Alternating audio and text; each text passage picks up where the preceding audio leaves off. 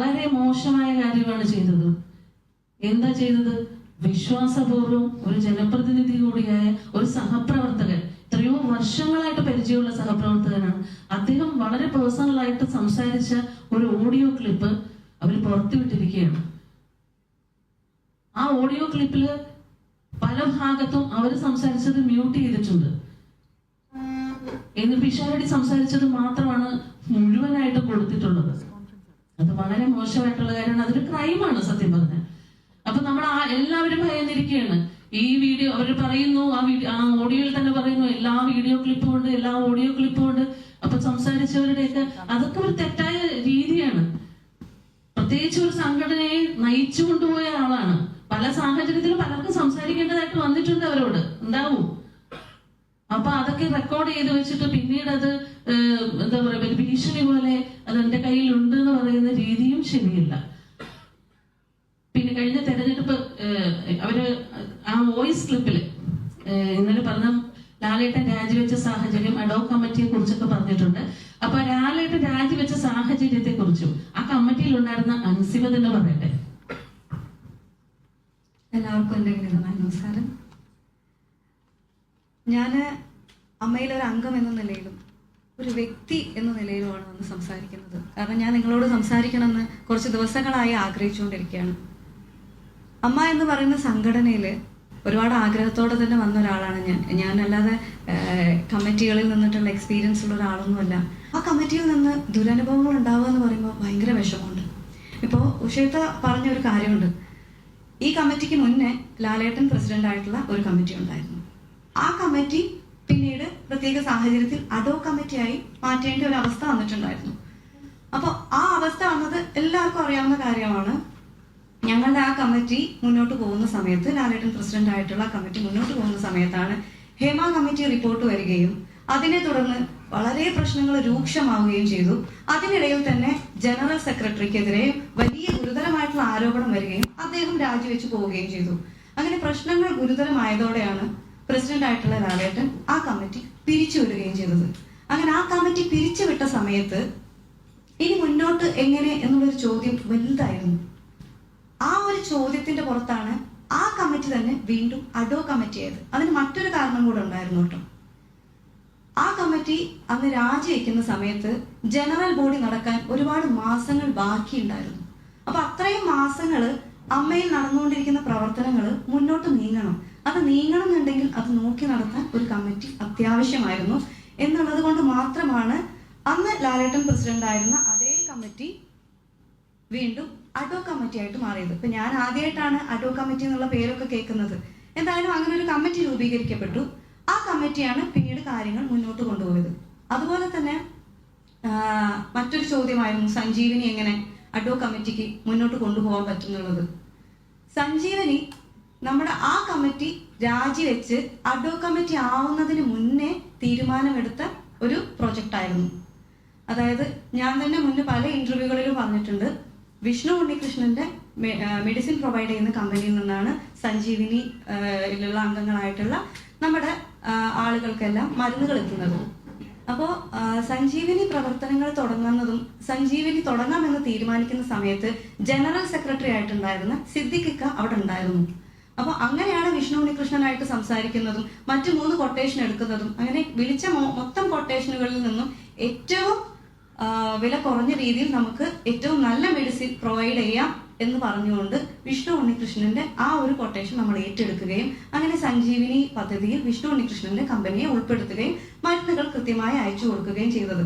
പക്ഷെ നമ്മുടെ Sanjeevani project on ആയതിനു ശേഷമായിരുന്നു ജനറൽ സെക്രട്ടറി അവിടുന്ന് സ്ഥാനമൊഴിയുന്നതും ഈ കമ്മിറ്റി അഡോക് കമ്മിറ്റിയായി മാറുന്നതും. അപ്പൊ ആ അഡോക് കമ്മിറ്റി തീരുമാനിച്ചത് ഓൾറെഡി പ്ലാൻ ചെയ്തു വെച്ച സഞ്ജീവിനി പ്രൊജക്ട് നമുക്ക് മുന്നോട്ട് കൊണ്ടുപോകണം.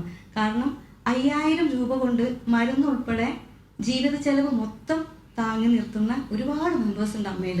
അപ്പൊ നമുക്ക് അത്ഭുതമായിരുന്നു 5000 രൂപയ്ക്ക് മരുന്നും വാങ്ങി ഒരു മാസം അവർ ചെലവും കഴിയാന്ന് പറയുമ്പോൾ. അപ്പൊ അവർക്ക് നമ്മൾ ഈ മരുന്ന് കൊടുക്കുകയാണെന്നുണ്ടെങ്കിൽ ആ 5000 രൂപ അവർക്ക് അവരുടെ ജീവിത നിത്യ ചെലവുകൾക്ക് ഉപയോഗിക്കാമല്ലോ എന്നുള്ള ചിന്തയിൽ തുടങ്ങിയതാണ് സഞ്ജീവിനി. അപ്പൊ അഡോക് കമ്മിറ്റി ഏറ്റെടുത്ത് സഞ്ജീവിനി പ്രൊജക്ട് തുടങ്ങി എല്ലാവർക്കും കഴിഞ്ഞ ജനുവരി 26-നായിരുന്നു സഞ്ജീവിനി ലോഞ്ച് ചെയ്തത്. സഞ്ജീവിനി ലോഞ്ച് ചെയ്ത സമയത്ത് അന്ന് അവിടെ മമ്മൂക്ക, ശ്രീനിവാസൻ സാർ ഉണ്ടായിരുന്നു, സുരേഷ് ഗോപി സാർ ഉണ്ടായിരുന്നു, അമ്മയിലെ മറ്റ് പല അംഗങ്ങളും ഉണ്ടായിരുന്നു. അപ്പം നമ്മുടെ സ്ഫടികം ജോർജ് സാറിന്, നമ്മുടെ ബീന കുമ്പളങ്ങി ചേച്ചി, അങ്ങനെ കുറെ പേർക്ക് മരുന്നുകൾ കൊടുത്തിട്ടായിരുന്നു നമ്മളതിന് തുടക്കം കുറിച്ചത്. അതൊരു നല്ല കാര്യമാണ് ചെയ്തത്. അത് അഡ്വോ കമ്മിറ്റി ആവുന്നതിന് മുന്നേ ആ കമ്മിറ്റി എടുത്ത തീരുമാനമായിരുന്നു അത്. അതാണ് നടപ്പിലാക്കിയത്. അതിനെങ്ങനെയാണ് ചോദ്യം ചെയ്യണമെന്ന് എനിക്ക് മനസ്സിലാവണില്ല. നല്ലൊരു കാര്യം ചെയ്തതിനെയാണോ ഇത്രയും കുറ്റപ്പെടുത്തുന്നതെന്ന് എനിക്ക് മനസ്സിലായിട്ടില്ല. അതുപോലെ തന്നെ ഈ കമ്മിറ്റി, ഇപ്പൊ ഞാൻ മറ്റൊരു ചോദ്യം കേട്ടു, ലാലേട്ടൻ പ്രസിഡന്റ് ആയിട്ടുള്ള കമ്മിറ്റിക്ക് തന്നെ അഡ്വോ കമ്മിറ്റി ആയിട്ട് മാറാൻ അവസരം കിട്ടി. ശ്വേതാ മേനോൻ പ്രസിഡന്റ് ആയിട്ടുള്ള കമ്മിറ്റിക്ക് എന്തുകൊണ്ട് അഡ്വോ കമ്മിറ്റി ആവാൻ പറ്റിയില്ല? എനിക്ക് മനസ്സിലായിട്ടുള്ള ഉത്തരവാണ് ഞാൻ പറയുന്നത്. ലാലേട്ടൻ പ്രസിഡന്റ് ആയിരുന്ന കമ്മിറ്റി അഡ്വോ കമ്മിറ്റിയായി മാറിയതിന്റെ സാഹചര്യം എന്ന് വെച്ചാൽ, ജനറൽ ബോഡി നടക്കാൻ ഒരുപാട് മാസങ്ങൾ ബാക്കി നിൽക്കുന്നു എന്നിരിക്കെ ഒരു കമ്മിറ്റി അവിടെ അനിവാര്യമാണ്. കാരണം ഒരു ജനറൽ ബോഡി കൂടിയാലേ മറ്റൊരു കമ്മിറ്റിയെ തെരഞ്ഞെടുക്കാൻ പറ്റുള്ളൂ. അപ്പൊ ജനറൽ ബോഡി നടത്താൻ ഭയങ്കരമായിട്ടുള്ള ഒരു സാമ്പത്തികം വേണം. അപ്പൊ അത്രയും എക്സ്പെൻസ് നമുക്ക് ആ സമയത്ത് മുടക്കാനും പറ്റില്ല. അങ്ങനെ ഇരിക്കെ ഇതേ കമ്മിറ്റി തന്നെ അഡ്വോ കമ്മിറ്റി ആവേണ്ട ആവശ്യകതയുണ്ടെന്ന് മനസ്സിലാക്കുകയും അതേസമയം തന്നെ ആ കമ്മിറ്റിക്കെതിരെ അമ്മ സംഘടനയ്ക്കുള്ളിൽ ഒരു അലിഗേഷനും ഇല്ലായിരുന്നു. ഒരു സാമ്പത്തിക ക്രമക്കേടോ മറ്റ് അലിഗേഷൻസോ ഒന്നും ഇല്ലായിരുന്നു. അമ്മ സംഘടനയ്ക്ക് പുറത്തുള്ള അലിഗേഷന്റെ പേരിലാണ് അവിടെ ഉണ്ടായിരുന്ന ജനറൽ സെക്രട്ടറി ഉൾപ്പെടെയുള്ളവർ രാജിവെച്ച് പുറത്തു പോവേണ്ടി വന്നത്. അപ്പൊ അതുകൊണ്ട് തന്നെ അമ്മ സംഘടനകത്തുണ്ടായിരുന്ന ആ കമ്മിറ്റിക്കെതിരെ വേറെ അലിഗേഷൻസ് ഇല്ലാത്തത് കൊണ്ടായിരുന്നു അതേ കമ്മിറ്റി അഡ്വോ കമ്മിറ്റി ആയിട്ട് മാറിയത്.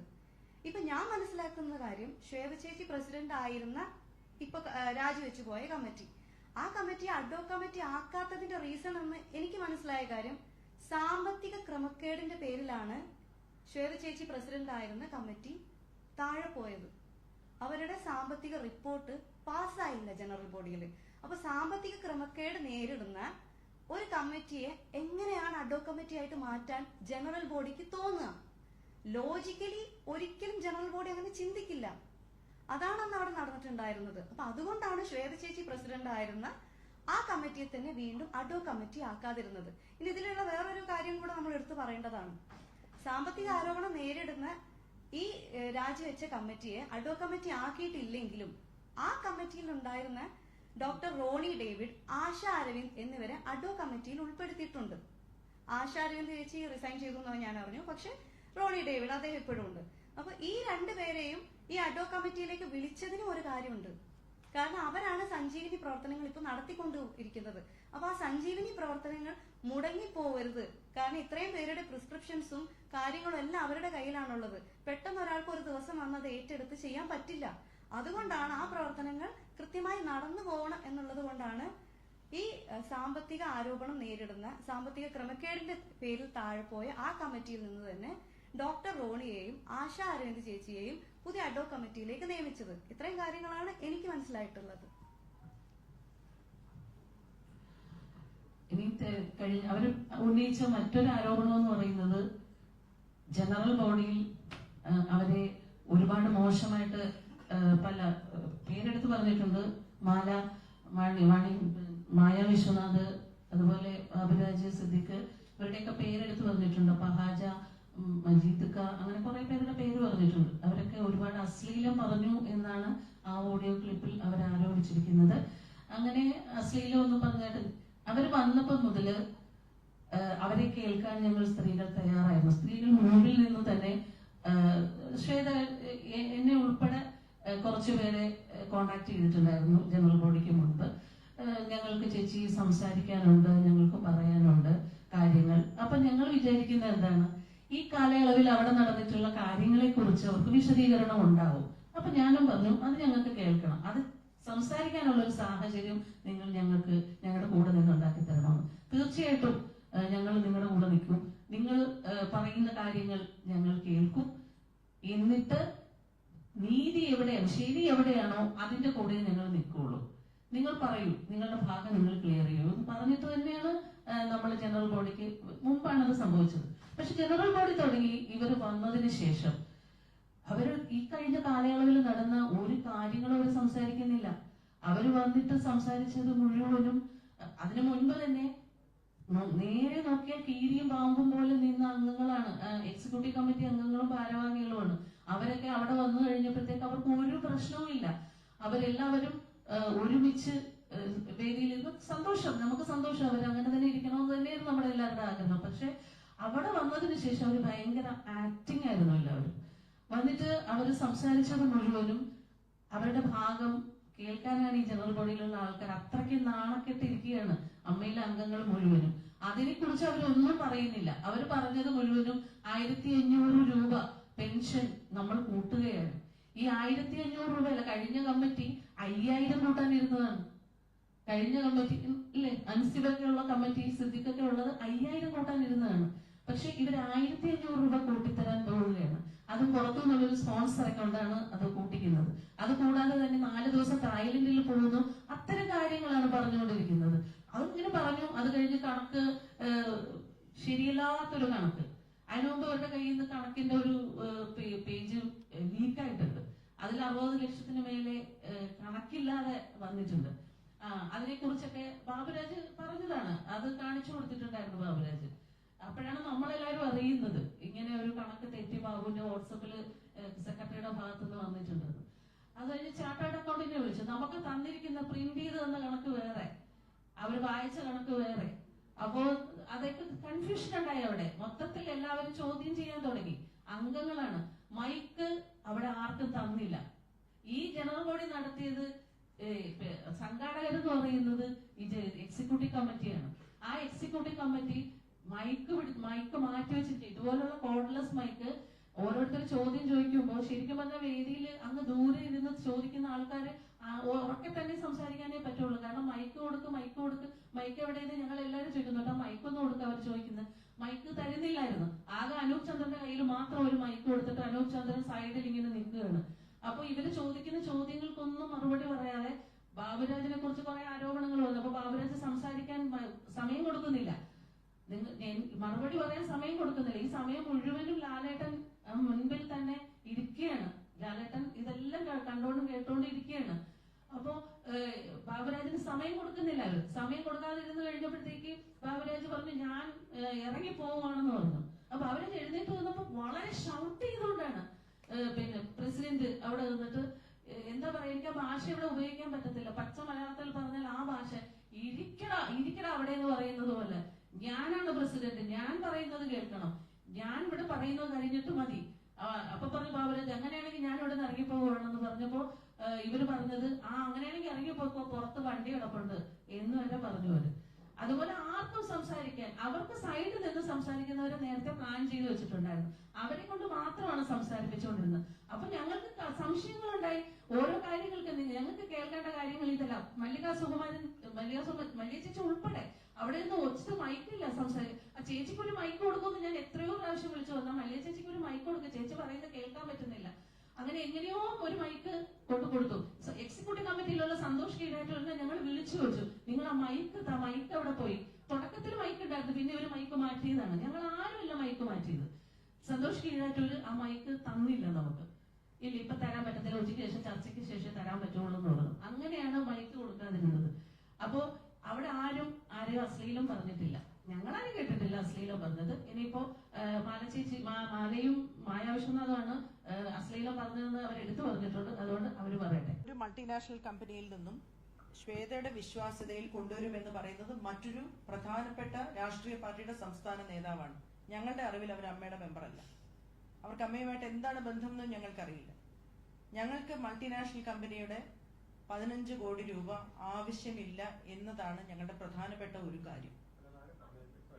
ഇത് സംസ്ഥാന നേതാവാണ്, മുൻ കൗൺസിലറാണ്, ശ്രീമതി പത്മജ എന്നാണ് ഞാൻ മനസ്സിലാക്കുന്നത്. വീഡിയോ ഞാൻ അയച്ചു തരാം ആർക്കെങ്കിലും താല്പര്യമുണ്ട്. അപ്പൊ ഇവര് എങ്ങനെയാണ് ഈ വിഷയം സംസാരിക്കുന്നത്? ഇവര് അമ്മയുടെ നേതാവാണ്. ശ്വേത പലവട്ടം പറഞ്ഞു അവര് കോൺഗ്രസ് ആണ്. അവർക്ക് കോൺഗ്രസ് ആകാം, BJP ആകാം, CPM ആവാം, അല്ലെങ്കിൽ CPI ആകാം. ഞങ്ങൾക്ക് ആർക്കും അതിൽ ഒരു വിരോധവും ഇല്ല, ഒരു അയിത്തവുമില്ല. ഇതെല്ലാം തന്നെ ജനാധിപത്യ രീതിയിൽ ഇന്ത്യയിൽ ഉള്ള പാർട്ടികളാണ്. പക്ഷെ ഇവിടെ ഇതിന്റെ അജണ്ടകൾ നടപ്പിലാക്കാൻ ശ്രമിക്കുമ്പോൾ അത് ഞങ്ങൾ എതിർക്കും. അത് ചോദ്യം ചെയ്യുന്ന ഒരാളായിരുന്നു അൻസിബ എന്ന മുസ്ലിം നാമധാരിയായ വ്യക്തിയെ വർഗീയവാദിയാക്കി, ജിഹാദിയാക്കി അവിടെ നിന്ന് ഓടിക്കാനുള്ള ശ്രമമാണ് അവിടെ നടന്നുകൊണ്ടിരുന്നത്.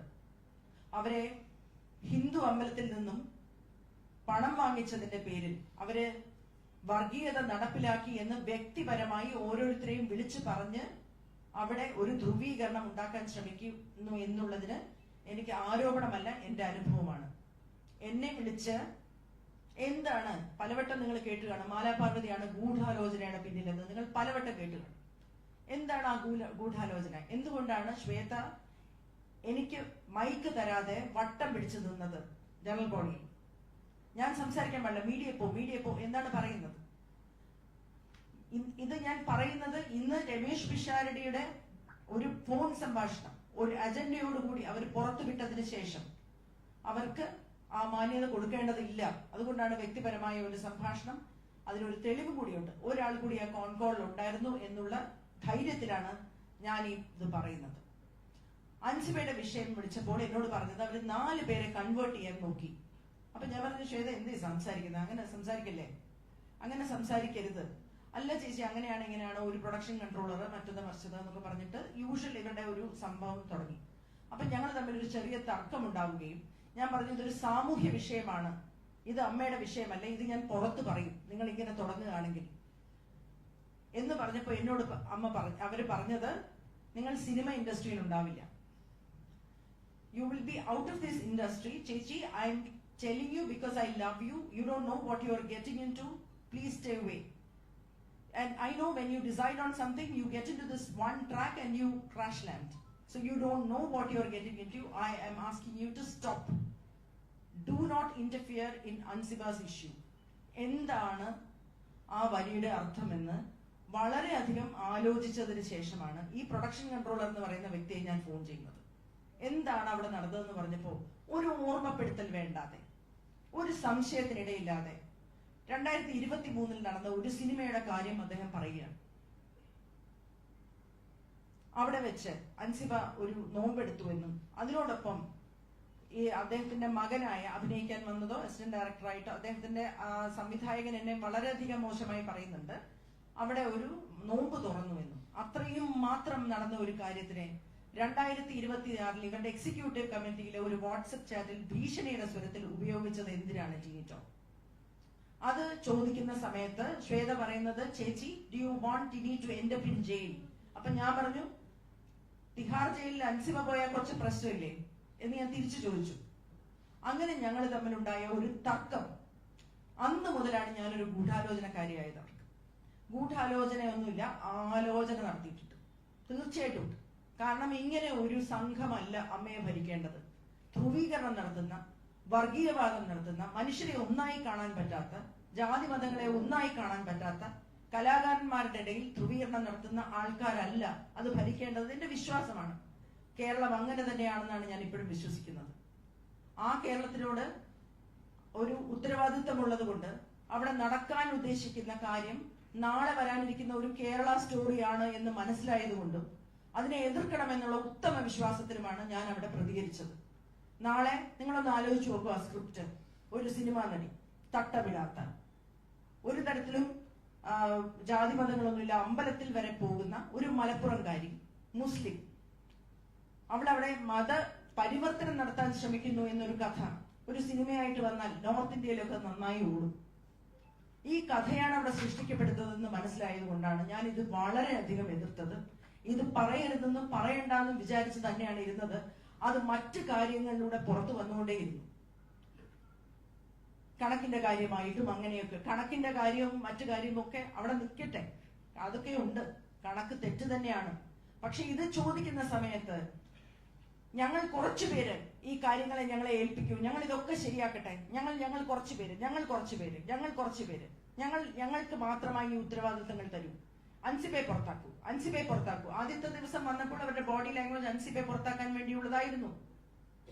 അൻസിബ പുറത്തായില്ലെന്ന് മാത്രമല്ല, അൻസിബയുടെ സംസാരത്തിൽ മുഴുവൻ ജനറൽ ബോഡി അംഗങ്ങളും അൻസിബ പറഞ്ഞത് മനസ്സിലാക്കി അൻസിബയുടെ കൂടെ നിന്നു എന്നുള്ളതാണ് സത്യം. ഞാൻ പറഞ്ഞ കാര്യങ്ങളൊന്നും അവർക്ക് അറിയില്ല കേട്ടോ, ഇതൊന്നും ഞാൻ ജനറൽ ബോഡി പറഞ്ഞിട്ടുള്ള കാര്യങ്ങളല്ല. പക്ഷേ അൻസിബ പറഞ്ഞ പല കാര്യങ്ങളും അവർക്ക് ബോധ്യപ്പെട്ടതിന്റെ അടിസ്ഥാനത്തിൽ അൻസിബയോടൊപ്പം നിന്നു. ഇവർക്ക് ഉത്തരവില്ലാതെ ആയി എന്നുള്ളത് സത്യമാണ്.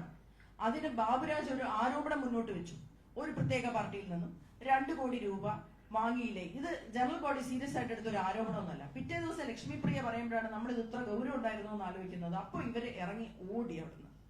എന്തിനാണ് ഓടുന്നത്? നമ്മളോടൊരു അനാവശ്യമായ ആരോപണം പറഞ്ഞാൽ തിരിഞ്ഞു നിന്ന് താൻ ആരോടോ ഒന്നല്ലേ തിരിച്ചു ചോദിക്കാം. അങ്ങനെ ചോദിക്കാതെ അവരിറങ്ങി ഓടിയത് എന്തിനാണ് നമുക്ക് മനസ്സിലാവുന്നില്ല, അവരെന്തിനാണ് അങ്ങനെ ഓടിയതെന്ന്. അതിനുശേഷം ഞാൻ പോവുകയാണ്, അംഗത്വം രാജിവെച്ച് പോവുകയാണെന്ന് പ്രഖ്യാപിച്ച് അവർ പോയി. അപ്പോ അങ്ങനെ ഒരു സാഹചര്യത്തിൽ ഇതൊരു ഞാനും എന്റെ അംഗങ്ങളും രാജിവെക്കുന്നു എന്നാണ് പറഞ്ഞത്. അംഗങ്ങളും ഞാനും എന്റെ അംഗങ്ങളും എന്ന് പറയുമ്പോൾ അംഗങ്ങളെല്ലാം അവിടെ ഉണ്ട്. അവരാരും തിരിച്ചു വന്ന് ഞങ്ങളിതിനകത്തുണ്ടെന്ന് പറഞ്ഞില്ല. അവര് രാജിവെച്ചതിന്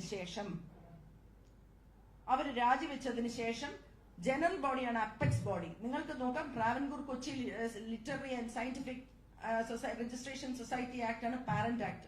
അതിൽ പറയുന്നത് അപ്പെക്സ് ബോഡിക്ക് തീരുമാനമെടുക്കാം. മാസ റെസിഗ്നേഷനും അബാൻമെന്റും വന്നു കഴിഞ്ഞാൽ അപ്പെക്സ് ബോഡിയാണ് തീരുമാനമെടുക്കേണ്ടത്. അപ്പെക്സ് ബോഡി ജനറൽ ബോഡിയാണ്. ശ്വേതയുടെ തന്നെ വാക്കിൽ പറഞ്ഞാൽ ഞങ്ങളുടെ കോർട്ട്. എല്ലാവരും കൂടെ തീരുമാനമെടുത്ത് പുതിയൊരു സമിതിയെ ഏൽപ്പിക്കാം.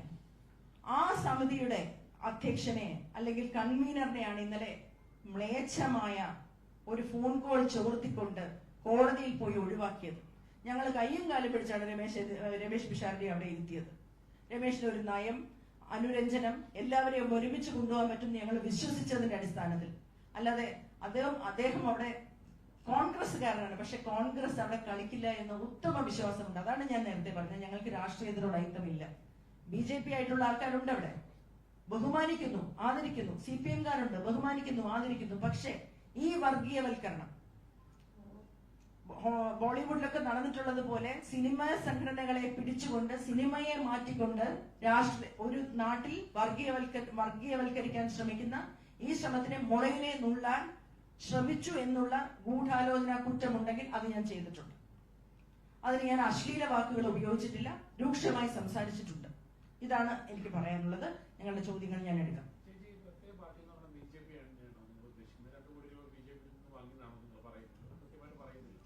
അല്ല, അങ്ങനെ തന്നെയാണ് ബാബുരാജ് പറഞ്ഞത്. കാൻഡിഡേറ്റ്സിനെ മത്സരിക്കാൻ കൊടുക്കാം എന്ന് പറഞ്ഞിട്ട്, സ്ഥാനാർത്ഥികളെ കൊടുക്കാമെന്ന് പറഞ്ഞിട്ട് അങ്ങനെ പറഞ്ഞത്. പക്ഷെ അതവിടെ നിന്ന് അവർക്ക് ക്ലിയർ ചെയ്യായിരുന്നല്ലോ. അങ്ങനെ അവർ വാങ്ങിയിട്ടില്ലായിരുന്നെങ്കിൽ ജനറൽ ബോഡി അല്ലേ. ശ്വേതാ മേനോൻ എപ്പോഴും സംസാരിക്കുന്നത്, മീഡിയയുടെ മുമ്പിൽ വന്ന് സംസാരിക്കുന്നത്, ഞങ്ങളുടെ കോടതി എന്ന് പറയുന്നത് ജനറൽ ബോഡിയാണ്, അമ്മയുടെ ജനറൽ ബോഡിയാണ്. ആ ജനറൽ ബോഡിയിൽ ജനറൽ ബോഡി എന്ത് തീരുമാനിച്ചാലും ഞങ്ങൾ അംഗീകരിക്കും എന്നാണ് പറഞ്ഞിട്ടുള്ളത്. അപ്പൊ ആ കോടതിയുടെ മുമ്പില് അങ്ങനെ ഒരു ആരോപണം വരുമ്പോ അവിടെ ക്ലിയർ ചെയ്യണ്ടേ? അവിടെ ക്ലിയർ ചെയ്ത അടുത്ത സെക്കൻഡില് അവർ ഇറങ്ങി പോവുകയാണ്. ഞാൻ അംഗത്വം കൂടെ രാജിവെക്കുകയാണെന്ന് പറഞ്ഞിട്ട് ഇറങ്ങി പോവുക ചെയ്തത്. എന്നിട്ട് പുറത്തു വന്നിട്ട് മീഡിയയിൽ പറഞ്ഞത്, ഞങ്ങൾ രാജിവെക്കുന്നു, ഞാൻ അംഗത്വം രാജിവെച്ചു, ഞാനും എന്റെ കമ്മിറ്റി രാജിവെച്ചു, എനിക്ക് പാവയായിരിക്കാൻ സാധിക്കില്ല, എനിക്ക് പാവയായി ഇവിടെ ഇരുന്ന് ഭരിക്കാൻ സാധിക്കില്ല എന്നാണ് പറഞ്ഞത്. അത് അങ്ങനെ പറയാനും എന്താണ് കാരണം? അങ്ങനെ അവർ ആരാണ് പാവയായിട്ട് ഈ ഭരണസമിതി ചുമതലയേറ്റതിനു ശേഷം 10 മാസം അവരാരാണ്? അമ്മയിലെ ഏത് അംഗങ്ങളാണ് അവരുടെ ഭരണത്തിൽ ഇന്റർഫിയർ ചെയ്ത് നിങ്ങൾ ഇങ്ങനെ ഭരിക്കണം, നിങ്ങൾ ഇങ്ങനെ ഞങ്ങൾ പറയുന്ന പോലെ അനുസരിക്കണം എന്ന് പറഞ്ഞ് അങ്ങനെ ആരെങ്കിലും പറഞ്ഞിട്ടുണ്ടായിരുന്നെങ്കിൽ അത് ജനറൽ ബോഡിയിൽ പറയണ്ടേ? ഞങ്ങൾക്ക് അറിയണം അത്. അങ്ങനെ പറഞ്ഞിട്ട് അവിടെ പറയാതെ ഇപ്പോഴും അതൊരു നിഗൂഢതയായിട്ട് വെച്ചിട്ട് പറയുകയാണ്. അവർ ആദ്യത്തെ പത്രസമ്മേളനം കഴിഞ്ഞ് ഭരണത്തിൽ വന്ന ആദ്യത്തെ പത്രസമ്മേളനത്തിൽ എന്താ പറഞ്ഞത്? ഞങ്ങൾ അതിജീവിതയെ തിരിച്ചു കൊണ്ടുവരും, പുറത്തുപോയ എല്ലാ സ്ത്രീകളെയും ഞങ്ങൾ തിരിച്ചു വിളിക്കുമെന്ന്. പിറ്റേ ദിവസം തന്നെ അവർ തിരിച്ചു പറഞ്ഞു ചില അംഗങ്ങൾക്ക് എതിർപ്പുണ്ട്. ആർക്കാണ് എതിർപ്പ്? അതൊക്കെ അറിയാം, ഞങ്ങൾക്കുണ്ട്. അതിന് ജനറൽ ബോഡിയിൽ പറയണ്ടേ? അല്ലെ അംഗങ്ങൾക്ക് കത്തയക്കണ്ടേ? ഞാൻ ഇങ്ങനെ പത്രസമ്മേളനം നടത്തിയതിനു ശേഷം എനിക്ക് ആ കാര്യം ചെയ്യാൻ പറ്റുന്നില്ല, ഇന്ന അംഗങ്ങൾ എന്നെ വിളിച്ച് ഭീഷണിപ്പെടുത്തുന്നു, അത് പറയാൻ പാടില്ല, അങ്ങനെ ചെയ്യാൻ പാടില്ല എന്ന് പറയും. അത് അംഗങ്ങളായി ഞങ്ങൾക്ക് അറിയണ്ടേ? അതൊന്നും അവർ പറയുന്നില്ല. ഇങ്ങനെ മാറി മാറി മാറി മാറി സംസാരിച്ചുകൊണ്ടിരിക്കുകയാണ്. അത് കൂടാതെ തന്നെ എനിക്കറിയാൻ കഴിഞ്ഞത്, ഞങ്ങൾക്ക് എല്ലാവർക്കും അറിയാൻ കഴിഞ്ഞിട്ടുള്ളത്, പിന്നെ ഈ പറയുന്ന അതിജീവിതയോ പുറത്തുപോയ സ്ത്രീകളെ ഔദ്യോഗികമായിട്ട് ഇവരൊരു ഫോൺ കോൾ പോലും ചെയ്ത് ചോദിച്ചിട്ടില്ല എന്നുള്ളതാണ് എനിക്ക് അറിയാൻ കഴിഞ്ഞത്. പിന്നെ ഗൂഢാലോചന മാല മാത്രമല്ല, ജനറൽ ബോഡിയിൽ തന്നെ പറഞ്ഞു ഇവിടെ ഗൂഢാലോചനയാണ്, ഞങ്ങളെ പുറത്താക്കാൻ ഗൂഢാലോചന നടത്തി. ആരാണ് ഗൂഢാലോചന നടത്തിയത്? ഞാൻ എഴുന്നേറ്റ് ചോദിച്ചു, ആരാണ് ഗൂഢാലോചന നടത്തിയത്? യു എന്ന് പറഞ്ഞിട്ട് ഷൗട്ട് ചെയ്യുന്നു. ഗൂഢാലോചന എന്ന് വെച്ചാല് നമ്മള് ഒരു ഇംപീച്ച്മെന്റ് അല്ലെങ്കിൽ ഒരു അവിശ്വാസ പ്രമേയം എന്ന് പറയുന്നത് ജനറൽ ബോഡിയുടെ അവകാശമാണ്. ജനറൽ ബോഡിയുടെ അവകാശം നടപ്പിലാക്കാൻ ഞങ്ങൾ ശ്രമിച്ചിരുന്നു എന്നുള്ളത് സത്യമാണ്. ഞങ്ങൾ പരസ്പരം അങ്ങോട്ടും ഇങ്ങോട്ടും വിളിച്ചിട്ടുണ്ടായിരുന്നു, നിങ്ങൾക്ക് താല്പര്യമുണ്ടോ? അപ്പൊ പലരും പറഞ്ഞത് ലക്ഷ്മിപ്രിയയെ പുറത്താക്കിയാൽ മതി, ചിലർക്ക് ഇവരെ മുഴുവൻ പേരും പോകണം, എങ്ങനെ ഉണ്ടായിരുന്നു. അപ്പൊ ഒപ്പ് ശേഖരണത്തിലേക്ക് വന്നു. 21 ദിവസം മുമ്പ് കൊടുത്താൽ മാത്രമേ ഇത് നടപ്പിലാവൂ എന്ന് ഞങ്ങൾക്ക് പറയാം. ഇവിടെ പല ആൾക്കാരും ജിവിൻ ടുട്ടു അടക്കം എന്നെ വിളിച്ച് ചോദിക്കുന്ന സമയത്ത് ഞാൻ പറഞ്ഞു ഇത് ഒരിക്കലും അവിശ്വാസ പ്രമേയം ആവില്ല, കാരണം 21 ഡേയ്സ് മുമ്പ് കൊടുക്കണം. പക്ഷെ ഞങ്ങൾ അന്ന് അവിടെ അത് വായിക്കാം, കാരണം ഞങ്ങൾക്ക് നോട്ടീസും തന്നിട്ടില്ല. അപ്പൊ അതുകൊണ്ട് അത് വായിക്കാം എന്നുള്ള നിലയ്ക്കൊക്കെ ആലോചിച്ചിരുന്നു. പക്ഷെ വേണ്ടി വന്നില്ല, കാരണം കണക്ക് കാണിക്കാതെ ഇത് മൊത്തത്തിൽ ഡിസോൾവ് ചെയ്യുന്ന സാഹചര്യം വന്നപ്പോ ആ മാൻഡേറ്റ് പോയി. അവർക്ക് കണക്ക് കാണിക്കാതെ നിങ്ങൾ എല്ലാവരും ഏതെങ്കിലും ഒക്കെ സെക്രട്ടറിയിൽ അംഗമായിരിക്കില്ലേ? കണക്ക് കാണിക്കാതിരിക്കാൻ ആനുവൽ ജനറൽ ബോഡിയിൽ കണക്ക് തരാതിരിക്കാൻ അവകാശമുണ്ടോ ഒരു എക്സിക്യൂട്ടീവ് കമ്മിറ്റിക്ക്? അവരവിടെ കണക്ക് കാണിക്കാതിരുന്നാൽ അതിന്റെ മാൻഡേറ്റ് നഷ്ടപ്പെട്ടു. മാൻഡേറ്റ് നഷ്ടപ്പെട്ടു കഴിഞ്ഞാൽ അവർക്ക് അവിടെ നിന്ന് പോവേണ്ടി വരും എന്നുള്ള ഒരു സാഹചര്യം വന്നപ്പോൾ അവര് ഇറങ്ങി ഓടി, അവര് രാജിവെച്ചു എന്ന് പ്രഖ്യാപിച്ചു. അംഗത്വം രാജിവെച്ചു. ഞങ്ങളോട് മാത്രമല്ല, പത്രക്കാരോട് പിറ്റേ ദിവസവും പ്രഖ്യാപിച്ചതിന് ശേഷം 20 ദിവസത്തിന് ശേഷം വന്നിട്ട് ഞങ്ങൾ തിരിച്ചു വരണം. ഒന്നുകിൽ 2 കാര്യമാണ്, എല്ലാരും പോയി വിളിക്കുമെന്ന് വിചാരിച്ചിട്ടുണ്ടാവാം. രണ്ടാമത്, ഇതിന്റെ പിന്നിൽ പ്രവർത്തിക്കുന്ന ആരെങ്കിലും ഉണ്ടെങ്കിൽ, നിങ്ങളെ അവിടെ ഇരുത്തിയതും പൈസ ഞങ്ങൾ കൊണ്ടുവരാനും തരാമെന്നും പ്രോമിസ് ചെയ്തത് ചില കാര്യങ്ങൾ നടത്തിയെടുക്കാനാണ്, അതുകൊണ്ട് നിങ്ങൾ പോയി അവിടെ തന്നെ ഇരിക്കൂ എന്ന് പറഞ്ഞിട്ടുണ്ടാവാം എന്നും ഞാൻ സംശയിക്കുന്നു. എന്തോ ഒരു അജണ്ട നടപ്പിലാക്കാനാണ് അവർ വന്നിരിക്കുന്നത് എന്നുള്ള ഭയം കൂടുതൽ രൂക്ഷമായി ഇന്നലത്തെ ഈ തിരിച്ചുവരവിൽ അനുഭവപ്പെടുകയാണ്.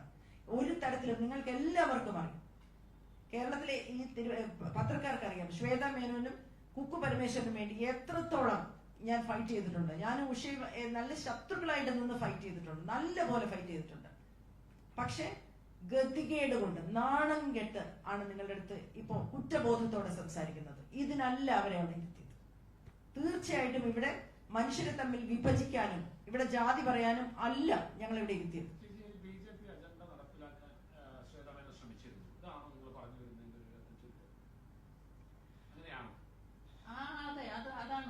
അതിനുള്ള ഒരു അജണ്ട അവരുടെ കയ്യിൽ ഉണ്ടായിരുന്നു. ലക്ഷ്മിപ്രിയ ആ ഒരു കൂട്ടുകെട്ട് അതായിരുന്നു. അതിനുശേഷം അതുകൊണ്ടാണല്ലോ എന്നെ ജിഹാദി എന്ന് വിളിച്ചു ലക്ഷ്മിപ്രിയ. പിന്നീട് എന്നെ വിളിച്ചു പറഞ്ഞ് ഞാൻ ട്രോൾ ചെയ്താണ്. ജിഹാദി എന്ന് വിളിച്ചിട്ടാണോ ഒരാളെ ട്രോളുന്നത് എനിക്ക് മനസ്സിലാകുന്നില്ല. ലക്ഷ്മിപ്രിയയുടെ ഒരു പ്രസ് കോൺഫറൻസ് നിങ്ങൾ എല്ലാവരും ശ്രദ്ധിച്ചു കാണും. അവരതിനകത്ത് ലക്ഷ്മിപ്രിയ അവിടെ ഗൂഢമായി പറഞ്ഞിരുന്നു, തമാശയ്ക്ക് പറഞ്ഞു, തീരെ തമാശയല്ലാതെ പ്രസ് കോൺഫറൻസിൽ അൻസിബയുടെ പിന്നിൽ മത തീവ്രവാദികൾ ഉണ്ടെന്ന് പറഞ്ഞത് നിങ്ങൾ എല്ലാവരും കേട്ടതല്ലേ? നിങ്ങൾ ചോദിച്ചോ ആരാണ് ആ മത തീവ്രവാദികളെന്ന്? തെളിവ് ചോദിക്കാത്തത് എന്താ? സാധാരണ വന്ന് മലയാളികളോട് സംസാരിച്ചിട്ട് പോയാൽ നിങ്ങൾ പുറകെ നടന്ന് ചോദിക്കുമല്ലോ അത് പുറത്തു വിടാൻ.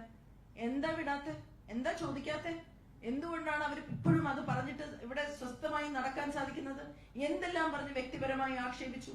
ആ ക്ലിപ്പ്, ഒരു ചാനലിൽ വന്ന ക്ലിപ്പ് കഴിഞ്ഞിട്ട് അൻസിബേനെ വിളിച്ചു പറയുകയാണ്, ചേച്ചി 9 മാസം ഞാൻ ഇതാണ് അനുഭവിച്ചുകൊണ്ടിരുന്നത്.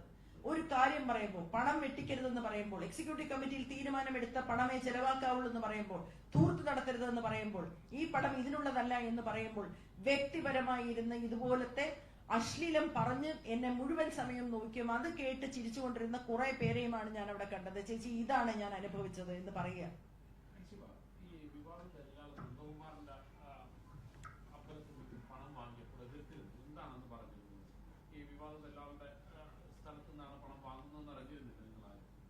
ഇല്ല, ഞാൻ ഇത് കമ്മിറ്റിയിൽ ശ്വേത ചേച്ചിയാണ് ആദ്യം കൊണ്ടുവന്നത്. അന്ന് പറഞ്ഞത് 1 കോടി എന്നായിരുന്നു.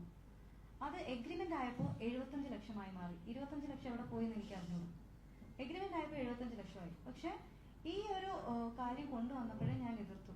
നമ്മുടെ ധാർമ്മികതയ്ക്ക് ചേരുന്നതല്ല ഈ കാര്യം. അമ്മയിൽ 32 വർഷമായിട്ട് ഒരു മതസ്ഥാപനങ്ങളും കടന്നുകൂടിയിട്ടില്ല, ഒരു മതചിഹ്നങ്ങളും കടന്നുകൂടിയിട്ടില്ല. ഇന്ന് നിങ്ങൾ ഒരു ടെമ്പിൾ കൊണ്ടുവരികയാണെങ്കിൽ നാളെ ഒരു മോസ്ക് വരും, പിന്നീട് ഒരു ചേർച്ച് വരും, അങ്ങനെ മതസ്ഥാപനങ്ങൾ വരും, ഒരുപാട് രാഷ്ട്രീയ പാർട്ടികൾ വരും. അത് വരാൻ പാടില്ല. വളരെ സന്തോഷത്തോടെ കഴിഞ്ഞു പോകുന്ന ഒരു സ്ഥാപനമാണ് അമ്മ. അമ്മയിൽ അങ്ങനെ കൊണ്ടുവരരുതെന്ന് മാത്രമാണ് ഞാൻ പറഞ്ഞത്. അതെന്ന് പറഞ്ഞോ അന്ന് തുടങ്ങി ഏറ്റവും കൂടുതലുള്ള വൈരാഗ്യം കാണിക്കാൻ എനിക്കെതിരെ വ്യാജ പരാതി കൊടുപ്പിക്കുന്നു ലക്ഷ്മിപ്രിയയെ കൊണ്ട്. തൃപ്പൂണിത്തുറ പോലീസ് സ്റ്റേഷനിൽ ഒരു നോട്ടീസ് പോലും ഇല്ലാതെയാണ് ആ പോലീസ് സ്റ്റേഷനിൽ എന്നെ മാനസികമായിട്ട് പീഡിപ്പിച്ചിട്ടുള്ളത്.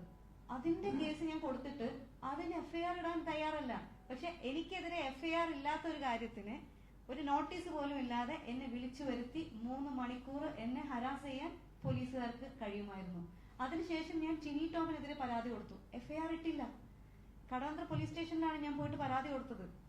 ഇതില് പ്രഥമ ദൃഷ്ടിയ കേസെടുക്കാൻ പറ്റില്ല എന്ന് പറഞ്ഞ് ഒഴിവാക്കി വിട്ടു. പിന്നീട് ഞാൻ അത് കോടതിയിൽ പോയിട്ടാണ് ഞാൻ അത് FIR ഇടിപ്പിച്ചത്. നിങ്ങൾ എല്ലാവരും കണ്ടിട്ടുണ്ടാവും. അത് കഴിഞ്ഞിട്ട് ലക്ഷ്മിപ്രിയ എന്ന് പറയുന്ന വ്യക്തി ട്രെയിലർ ഇറക്കുന്നു, ടീസർ ഇറക്കുന്നു, പ്രീമിയർ ചെയ്യുന്നു, ഒരു സ്ത്രീയെ വ്യക്തിഹത്യ ചെയ്തുകൊണ്ട്. ഒന്ന് ആലോചിച്ച് നോക്കണം, കേരളത്തിലാണിത് നടക്കുന്നത്.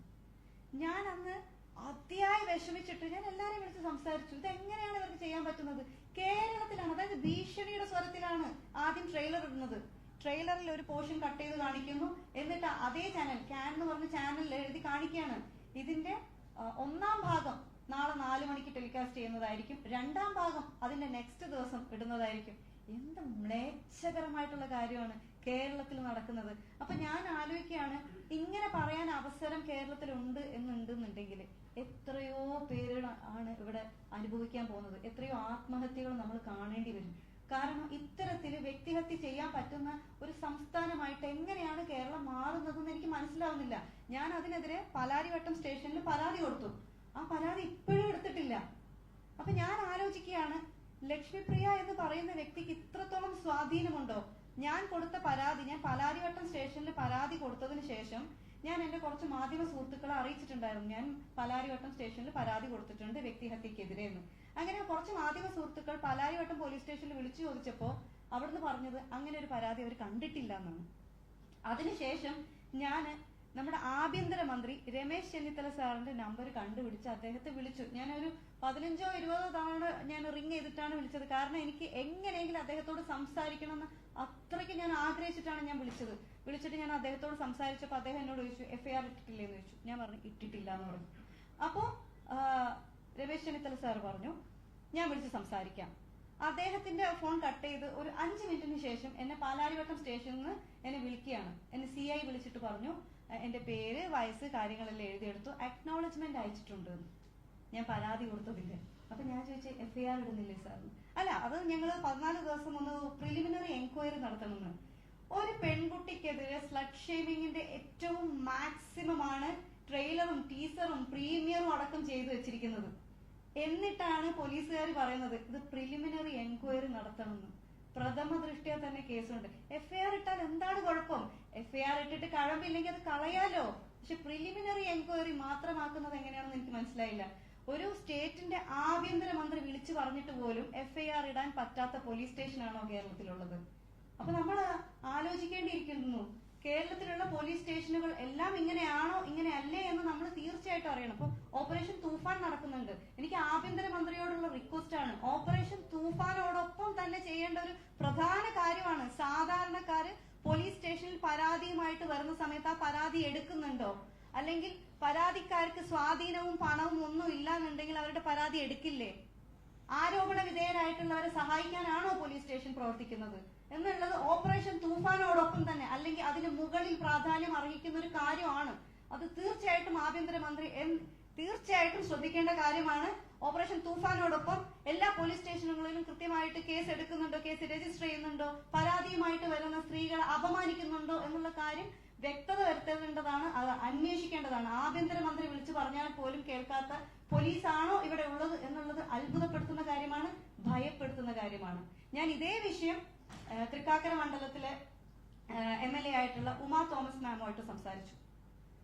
അതുപോലെ തന്നെ മിനിസ്റ്റർ ബിന്ദു കൃഷ്ണ മാമുമായിട്ട് സംസാരിച്ചു. പക്ഷെ എനിക്ക് ഇതുവരെ ഒരു നീതിയും കിട്ടിയിട്ടില്ല. അപ്പൊ എനിക്ക് നീതി കിട്ടുന്നത് കോടതിയിൽ പോകുമ്പോൾ മാത്രമാണ്. കോടതിയിൽ മാത്രം വിശ്വസിക്കാൻ പറ്റുന്ന ഒരു അവസ്ഥയിൽ ഒരു പൗരന് ജീവിക്കേണ്ടി വരുന്ന ഒരു അവസ്ഥ ആലോചിച്ച് നോക്കും. അപ്പൊ പിന്നെ പോലീസ് സ്റ്റേഷൻ എന്തിനാണ്? നമുക്ക് ഡയറക്റ്റ് കോടതിയിൽ പോയിട്ട് പരാതി കൊടുത്താൽ പോരെ, പിന്നെ എന്തിനാണ് പോലീസ് സ്റ്റേഷൻ? എനിക്ക് മനസ്സിലാവണില്ല അത്. അതുപോലെ തന്നെ മറ്റൊരു വിഷയം, എന്നെ ജിഹാദി എന്ന് വിളിച്ചു. ഞാൻ പ്രൊഡക്ഷൻ കൺട്രോളർ ഉൾപ്പെടെ ടിനി ടോമിന്റെ ഡ്രൈവർ ഉൾപ്പെടെ മതം മാറ്റാൻ ശ്രമിച്ചു എന്ന് പറയുന്നു. ഡബിൾ ഡാഡി സിൻഡ്രോം ആണ് എനിക്കിന്ന് മെസ്സേജ് അയക്കുന്നു. 17 പേരടങ്ങുന്ന എക്സിക്യൂട്ടീവ് കമ്മിറ്റിയുടെ വാട്സപ്പ് ഗ്രൂപ്പിലാണ് അയച്ചത്. അന്ന് അത് സ്ത്രീ വിരുദ്ധതയാണ് അയച്ചതെന്ന് പറയാൻ അന്ന് അവിടെ ഒരു പ്രസിഡന്റും ഉണ്ടായിരുന്നില്ല, മറ്റ് എക്സിക്യൂട്ടീവ് മെമ്പേഴ്സും ഉണ്ടായിരുന്നില്ല. വുമൺ കാർഡ് എപ്പോഴും പറയുന്ന ആളുകൾ ശ്രദ്ധിക്കണം. വുമൺ കാർഡ് പറയേണ്ടത് അത് പ്രിവിലേജ്ഡ് ആയിട്ടുള്ള ആളുകളല്ല പറയേണ്ടത്. സ്ത്രീകൾക്ക് കിട്ടേണ്ട അർഹതയുള്ള സ്ത്രീകൾക്ക് കിട്ടേണ്ട പരിഗണന കിട്ടാതിരിക്കുന്ന സ്ത്രീകൾക്ക് വേണ്ടിയിട്ടാണ് ഇത് പറയേണ്ടത്. പ്രിവിലേജ്ഡ് ആയിട്ടുള്ള ആളുകൾ രക്ഷപ്പെടാൻ വേണ്ടിയിട്ടല്ല അത് പറയേണ്ടത്. അന്ന് ഒരാൾ പറഞ്ഞില്ല ടിനി ടോം പറഞ്ഞത് മോശമാണ്, അങ്ങനെ പറയരുത് എന്ന്. മറ്റൊരു വനിതാ അംഗം എക്സിക്യൂട്ടീവ് കമ്മിറ്റിയിലുണ്ടായിരുന്നു. അവർ മെയ് 12 ഒരു പരാതി കൊടുത്തിട്ട് ആ പരാതി പോലും എടുത്തിട്ടില്ല. അശ്ലീലമാണ് വിളിച്ചു പറഞ്ഞത്. അതിന് സാക്ഷി പറഞ്ഞ ആളാണ് ഇവിടെ ഇരിക്കുന്ന മായ ചേച്ചി. ജനറൽ ബോഡിയിൽ വന്ന് മായ ചേച്ചി സാക്ഷി പറഞ്ഞിട്ടുണ്ടായിരുന്നു. ഇത്രയും കാര്യങ്ങൾ നടന്നിട്ട് പോലും ഒരു ആക്ഷൻ എടുത്തിട്ടില്ല. ആരോപണ വിധേയനായിട്ടുള്ള ആ പുരുഷനെ ഒന്ന് മാറ്റി നിർത്താൻ പോലും പ്രസിഡന്റ് തയ്യാറായിട്ടില്ല. എവിടെയാണ് സ്ത്രീ സമത്വം? അവിടെ എവിടെയാണ് സ്ത്രീകൾക്ക് വേണ്ടി സ്ത്രീകളിന്റെ എന്നൊക്കെ പറയുന്ന ആളുകൾ അത് ചെയ്യണം. അപ്പൊ പറയുന്നതൊന്നും പ്രവർത്തിക്കുന്നത് മറ്റൊന്നും ആവരുത്. ഇങ്ങനെയൊക്കെ സംഭവിച്ചിട്ടും ഞാൻ പോലീസ് സ്റ്റേഷനിൽ പോയി കംപ്ലൈന്റ് കൊടുത്തു, കംപ്ലൈന്റ് എടുത്തില്ല. അവസാനം ഞാൻ കോടതിയിൽ പോയി FIR ഇടാൻ പറഞ്ഞു. പ്രഥമ ദൃഷ്ട്യാ കേസ് എടുക്കാൻ പറ്റുന്ന തെളിവുകൾ ഉള്ളത് തന്നെയാണ് അൻസിബ ഹസൻ കൊടുത്ത പരാതി എന്ന് കോടതി പറയുകയും FIR ഇടാൻ നിർദ്ദേശിക്കുകയും ചെയ്തു. അതിനുശേഷം കമ്മീഷണർ മീഡിയയോട് സംസാരിക്കുന്ന ഒരു വീഡിയോ ഞാൻ കണ്ടു. എനിക്ക് ഭയങ്കര വേദനയാണ് ആ വീഡിയോ കണ്ടിട്ട് തോന്നിയത്. അദ്ദേഹം പറഞ്ഞത് അത് അവർ തമ്മിൽ അങ്ങോട്ടും ഇങ്ങോട്ടും പരാതികളും കൗണ്ടർ പരാതികളും ഉണ്ടായിരുന്നു. എന്ത് പരാതി, എന്ത് കൗണ്ടർ പരാതി എനിക്കറിയില്ല. ഞാൻ ശ്രീ ടിനി ടോമിനെതിരെ കൊടുത്ത ഒരു പരാതിയെ എനിക്കറിയുള്ളൂ. കമ്മീഷണർ വീണ്ടും പറയുന്നുണ്ട് ഇത് അമ്മ സംഘടനയിൽ ഒരു പ്രശ്നമാണ്, അത് അവരവിടെ തീർപ്പാക്കിയതാണ്. ആര് പറഞ്ഞു തീർപ്പാക്കിയെന്ന്? അങ്ങനെ ഒരു പ്രശ്നം അമ്മ സംഘടനയ്ക്കകത്ത് തീർപ്പാക്കിയിട്ടേ ഇല്ല. കമ്മീഷണർക്ക് എങ്ങനെയാണ് അങ്ങനെ പറയാൻ പറ്റുന്നത്? അതുപോലെ പറയുന്നത് റിപ്പോർട്ടിൽ പറയുന്നത് ടിനി ടോം അത് തമാശയ്ക്ക് പറഞ്ഞതാണ് ജിഹാദി എന്നും ഒരു വ്യക്തിക്ക് ഡബിൾ ഡാഡി സിൻഡ്രോം ആണെന്നും ആ വ്യക്തിക്ക് മറ്റുള്ള പലരുമായിട്ടും പല രീതിയിലുള്ള ബന്ധങ്ങളുണ്ടെന്ന് പറയുന്നതൊക്കെ തമാശയായിട്ട് കാണാനാണോ പോലീസ് ഇവിടെ ഇരിക്കുന്നത്? അത് തമാശയാണെന്ന് എങ്ങനെയാണ് പോലീസുകാർക്ക് പറയാൻ പറ്റുന്നത്? അപ്പൊ സിറ്റി പോലീസ് കമ്മീഷണർ അത് പറഞ്ഞതിൽ എനിക്ക് ഭയങ്കര വിഷമമുണ്ട്. ഇതാണോ നീതി എന്ന് എനിക്ക് അറിയില്ല. ഇത് നീതി അല്ല, അനീതിയാണ് ഇവിടെ നടന്നുകൊണ്ടിരിക്കുന്നത്. ഇത്രയും അനീതി നടന്നുകൊണ്ടിരിക്കുമ്പോഴും കേരളത്തിലുള്ള ജനങ്ങളോടാണ് എനിക്ക് വിശ്വാസമുള്ളത്. എല്ലാ ജനങ്ങളും ഇതിനെതിരെ പ്രതികരിക്കണം. ഇവിടെ വർഗീയത ഉണ്ടാവാൻ പാടില്ല, വർഗീയവൽക്കരണം ഉണ്ടാവാൻ പാടില്ല. എല്ലാ പോലീസ് സ്റ്റേഷനുകളും കൂടെ പരിശോധിക്കണം. വർഗീയവൽക്കരണം പോലീസ് സ്റ്റേഷനുകളിലും നടന്നിട്ടുണ്ടോ എന്നുള്ളത് തീർച്ചയായിട്ടും അന്വേഷിക്കേണ്ട കാര്യമാണ്. അപ്പൊ അതുകൊണ്ട് എല്ലാവരോടും എനിക്കുള്ള അഭ്യർത്ഥനയാണ്, ദയവ് ചെയ്ത് കേരളം ഒരു വർഗീയവൽക്കരിക്കപ്പെട്ട സംസ്ഥാനമായി മാറാൻ അനുവദിക്കരുത്.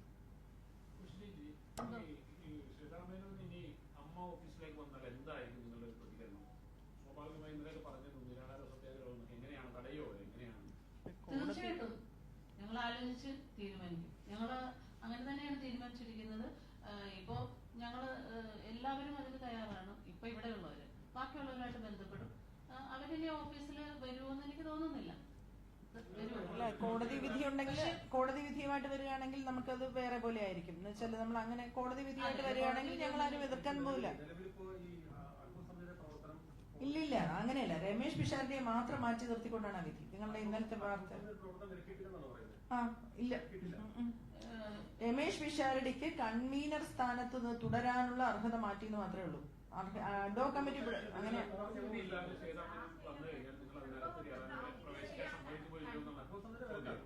അല്ല,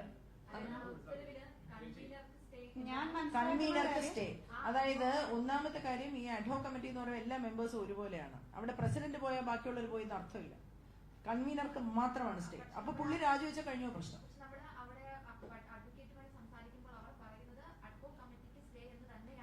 ആ വക്കീല് പറയുന്നുണ്ട്, ഉത്തരവ് അങ്ങനെയല്ല. വായിച്ചോ? സൈറ്റിൽ പോയി. അപ്പൊ അതിനകത്ത് രമേശ് പിഷാരടിക്ക് മാത്രമാണ് സ്റ്റേ അല്ലേ? അതിലുള്ളത് രമേശ് പിഷാരടി വേഴ്സസ് ശ്വേതാ മേനോൻ എന്നാണ്. അതാണ് അവര് രണ്ടുപേരും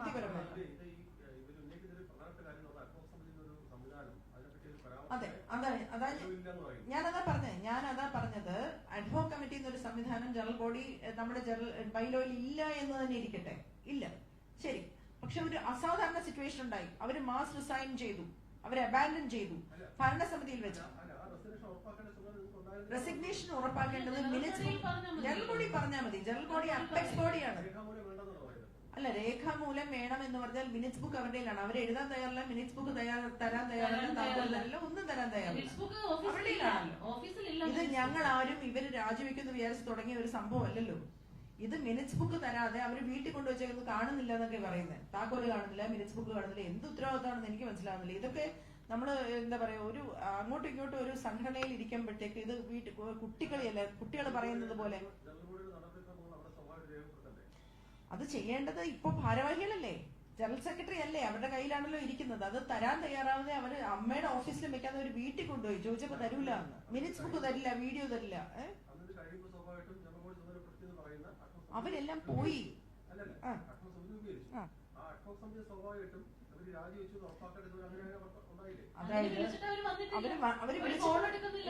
അഡ്ഹോക് കമ്മിറ്റി എന്ന് പറയുന്നത് ആ പേര് നിങ്ങൾ പിന്നെയും പറയണ്ട. അതായത് താൽക്കാലിക, ഞാൻ ആ റൂൾസ് വായിക്കാം നിങ്ങൾക്ക്. അത് ഇത് ഒരു മിനിറ്റ്, ഞാനത് റൂൾസ് വായിക്കാം. ഇതാണ് അതിനകത്ത് ഇപ്പൊ പറയുന്നത്. 4 റൂളാണ്. The general body is the supreme authority in most societies. അതായത് ഇത് ട്രാവൻകൂർ കൊച്ചി സൊസൈറ്റി ആക്ടിൽ പറയുന്നതാണ്. അത് കഴിഞ്ഞ് they can accept the resignations, appoint an interim or ad hoc committee, appoint and nominate an administrator or returning officer, or conduct fresh elections within a specified period according to the bylaws. ഇത്രയും അധികാരം ഉണ്ട് apex ബോഡിയായ general ബോഡിക്ക്. അവരുടെ മുമ്പിലാണ് രാജിവെച്ചത്. അവരാരും അവരുടെ കൂടെയുള്ള സമിതി ഞങ്ങൾ രാജിവെക്കുന്നില്ല എന്ന് പറയുകയൊന്നും ചെയ്തില്ല. ശ്വേത മേനോൻ എന്ന വ്യക്തി തിരിച്ചു വരുന്നു എന്ന് അറിഞ്ഞ നിമിഷം ജോയ് മാത്യു അടക്കം രാജിവെച്ചിട്ട് പോയി. അല്ല ആയിക്കോട്ടെ, പക്ഷെ രാജു ചെയ്തിനാണ് കണക്ക് കാണിക്കാൻ പറയുന്നുള്ള ഭയത്തിലല്ലേ. എവിടെ പോയി ജോയ് മാത്യു എന്ന നട്ടലുള്ള പുരുഷൻ? എന്തിനാണ് ശ്വേത തിരിച്ചു വരുമെന്ന് പറഞ്ഞ് ഇറങ്ങി പോയത്? രാജിവെക്കാതെ അവിടെ നിന്ന് ശ്വേതയുടെ കൂടെ ഞാനുണ്ട് എന്ന് പറഞ്ഞ് നിൽക്കാതിരുന്ന നെഞ്ചു വിരിച്ച് എവിടെ പോയി? അതും പറയുന്നുണ്ട്. കുത്തടിച്ചതാരാണ്? ഇദ്ദേഹം പറയുന്നത് ആകെ ജനറൽ അവിടെ ഒരു പാർട്ടി നടത്തിയതാണ് കുറ്റം. പാർട്ടി നടത്തിയതും കുറ്റമാണ്. ആര് പറഞ്ഞു ഇവരോട് പാർട്ടി നടത്താൻ? നമ്മൾ ആരുടെയും സൈഡല്ല പറയുന്നത്. എനിക്കൊന്നും ചെയ്യാൻ പറ്റിയില്ല, ഞാനിവിടെ ന്യൂനപക്ഷമായി പോയി, എനിക്കൊന്നും പറ്റിയില്ല, അതൊക്കെ എന്ത് ന്യായമാണെന്ന്. കുക്കു പരമേശ്വരൻ വൈസ് ചെയർമാനാകുന്നതിന് മുമ്പ് അമ്മയിലെ അംഗമായ പ്രേംകുമാർ ചെയർമാനായും വൈസ് ചെയർമാനായും പിന്നെ ചലച്ചിത്ര അക്കാദമിയിൽ ഇരുന്നിട്ടുണ്ട്. എന്നിട്ടൊന്നും അദ്ദേഹം ഇതൊന്നും ചെയ്തിട്ടില്ല. അവരെന്തോ ന്യായീകരിച്ചു. അവിടെ എന്തൊക്കെയോ എന്തോ പിന്നെ ഫെസ്റ്റിവലിന് ഇങ്ങനെ ഒരു ഡിന്നർ കൊടുത്തു കഴിഞ്ഞാല് പിന്നെ മലയാള സിനിമയ്ക്ക് എന്തൊക്കെയോ കിട്ടും എന്നൊക്കെയാണ് പറയുന്നത്. അങ്ങനെയാണെങ്കിൽ ഫെഫ്ക എല്ലാ സംഘടനയും ചെയ്യണ്ടേ? തൽക്കാലം ഇതിനകത്ത് പരിഹാരം ഇത് റിസീവർ ഭരണത്തിലേക്ക് പോകുമെന്നൊക്കെ ഭീഷണി മുടക്കിക്കൊണ്ട് ചില യൂട്യൂബേഴ്സ് വന്നിട്ടുണ്ട്. ഇത് സത്യം പറഞ്ഞാൽ ഇത് മുടങ്ങരുത്. എത്രയും പെട്ടെന്ന് ചെറുപ്പക്കാരായ കുട്ടികൾ, ധ്യാൻ ശ്രീനിവാസിന്റെ ഒക്കെ നേതൃത്വത്തിൽ ചെറുപ്പക്കാരായ കുട്ടികൾ ഇലക്ഷന് നിൽക്കണം. അവര് വരണം. ശ്രീ മോഹൻലാൽ, ശ്രീ മമ്മൂട്ടി, ശ്രീ സുരേഷ് ഗോപി എന്നിവർ അവരുടെ രക്ഷാധികാരികളായി ഇരുന്നുകൊണ്ട് ഈ സംഘടനയെ ഏറ്റെടുക്കണം എന്നാണ് ഞങ്ങൾക്ക് വിനീതമായി പറഞ്ഞു. ഞങ്ങളുടെ എല്ലാവരുടെ അഭിപ്രായം അതാണ്. ചെറുപ്പക്കാർ വരണം എന്നുള്ളതാണ്. വരും വരും വരും വരും അത് പറഞ്ഞിട്ടുണ്ട്. ധ്യാൻ വരാന്ന് പറഞ്ഞിട്ടുണ്ട്. അല്ല ഞങ്ങൾക്ക് അത് അവർക്ക് ഇലക്ഷൻ നിൽക്കാമല്ലോ. അവര് വേണമെങ്കിൽ അടുത്ത തവണ വന്ന് ഇലക്ഷൻ ഒന്ന് പ്രൂവ് ചെയ്യട്ടെ. അവര് മത്സരിച്ച് ജയിക്കട്ടെ. ആരും പറയുന്നില്ല ശ്വേത ഇനി അവിടെ വരരുത്, പ്രാഥമിക അംഗത്വമൊന്നും രാജിവെക്കാൻ ഞങ്ങൾ അനുവദിക്കില്ല. BJPയുടെ 2 കോടി രൂപ വഞ്ചുന്ന ഒരു ആരോപണമാണെന്ന് പറഞ്ഞിട്ട് പറയുകയാണ് ബാബുരാജ്. ഒറ്റ ഓട്ടം. അതെന്തിനാത്? ഞങ്ങളെ ഞെട്ടിപ്പോയി. എന്തിനാ ഓടി? ഇതവരെ ഒന്നാമത് ഞങ്ങൾ കണ്ടുപോലില്ല. ഓടുന്ന കണ്ടിട്ടാണ് എന്താ സംഭവിച്ചതെന്ന് ചോദിക്കുന്നത്. ഒരുപാട് ബഹളം നടന്നുകൊണ്ടിരിക്കുകയല്ലേ, അടി അടി അടി അടി അടി. അപ്പൊ അതിനിടയ്ക്ക് ഇത് എന്തിനാ ഇവര് ഓടിയതെന്ന് ചോദിക്കുമ്പോഴാണ് കാര്യം മനസ്സിലാക്കുന്നത്. ഉറക്കെ ചോദിക്കുകയാണ്, അല്ലാതെ അശ്ലീലമല്ല. നിങ്ങൾ കണക്ക് പറയൂ, നിങ്ങൾ കണക്ക് ചോദിക്കൂ. ആ പൈസ എവിടെ പോയി, ഈ പൈസ എവിടെ പോയി എന്ന് ചോദിച്ചുകൊണ്ടിരിക്കുമ്പോ പുള്ളിക്കാരത്തി ഇറങ്ങി ഒറ്റ ഓട്ടം അവിടെ വരെ പോയി. ആരോ പറഞ്ഞു തിരിച്ചു വിളിച്ചോണ്ട് വന്നു. അങ്ങനെ അവരെ ആക്ഷേപിക്കരുതായിരുന്നു. അതൊക്കെ വളരെ സങ്കടകരമായ കാഴ്ചയാണ്. അതൊക്കെ ഇല്ലെന്നൊന്നും ഞാൻ പറയുന്നില്ല. പക്ഷേ ബാബുരാജിനെ കുറിച്ച് ആരോപണം പറഞ്ഞിട്ട് ബാബുരാജിന്റെ കാലത്ത് കണക്കിൽ തെറ്റുണ്ടെന്ന് പറഞ്ഞു. അത് ബാബുരാജ് കൃത്യമായി കണക്ക് കൊടുത്തിട്ടുണ്ട്. കൂടാതെ ആ സമയത്ത് അവിടെ ഓഫീസ് സ്റ്റാഫായിരുന്ന അപ്പു എന്നൊരു സ്റ്റാഫ് ഉണ്ട്. അയാൾക്ക് ശമ്പളം കൊടുക്കാനുണ്ട്. അയാളെ കുറെ കണക്ക് കൊടുത്തിട്ടില്ല. അയാൾ കൊടുക്കൂല എന്ന് പറഞ്ഞു. ഈ ശമ്പളം കൊടുത്തു കഴിഞ്ഞാൽ അയാൾ ആ കണക്ക് കൊണ്ട് ക്ലിയർ ചെയ്യും. അത് എത്രയോ പ്രാവശ്യം പറഞ്ഞതാണ്. പക്ഷെ അവരത് കൊടുക്കാൻ തയ്യാറില്ല. ഇവരോട് ചോദിക്കുന്നത്, നിങ്ങൾ ബാബുരാജിനെ നോട്ടീസ് അയച്ചു പഠിപ്പിച്ചിട്ടുണ്ടോ? ഇല്ല. ബാബുരാജിനോട് കണക്ക് വെക്കാൻ നോട്ടീസ് അയച്ചോ? ഇല്ല. നിങ്ങൾ പിന്നെ അപ്പുവിന്റെ ശമ്പളം കൊടുത്തോ? ഇല്ല. നിങ്ങൾ എന്ത് ചോദിച്ചാലും ഈ ഒരു റെട്ടേപ്പിസവും ഒന്നും നടന്നില്ല എന്നുള്ള ഉത്തരവാണ്. മനസ്സിലായില്ലേ? ഈ പിടിപ്പുകേട്, ജോയ് മാത്യുവിന്റെ തന്നെ വാക്കിൽ പറഞ്ഞാൽ പിടിപ്പുകേട്, കഴിവില്ലായ്മ, ഈഗോ, തമ്മിൽ കുത്ത്, ഇത് ചെളിവാരിയറിയൽ, ഇതിനൊന്നും അല്ലല്ലോ നമ്മൾ അവിടെ ഇരുത്തിയിരുന്നത്. വ്യക്തിപരമായി ഒരാളെ കാണുമ്പോൾ തന്നെ ഇവര് ഈ സ്ത്രീ ഉണ്ടല്ലോ, ഇവരിങ്ങനെയാണ്. നമ്മൾ കണക്ക് വയ്ക്കുമ്പോൾ പറയും ഈ സ്ത്രീ വളരെ മോശമാണ്. അങ്ങനെ അതെന്താണത് മനസ്സിലാവുന്നില്ല. അങ്ങനെയൊന്നും അല്ല ഒരു പ്രസിഡന്റ് പെരുമാറേണ്ടത്. വളരെ അപക്വമായിട്ടാണ് ഇറങ്ങി ഓടിയതും രാജിവെക്കുന്നതെന്ന് പറഞ്ഞതും. പക്വതയുള്ള ഒരു പ്രസിഡന്റിനെയാണ് നമ്മൾ പ്രതീക്ഷിക്കുന്നത്. ശ്വേതയിൽ നിന്ന് തീർച്ചയായിട്ടും ഞങ്ങൾ അതാണ് പ്രതീക്ഷിച്ചത്.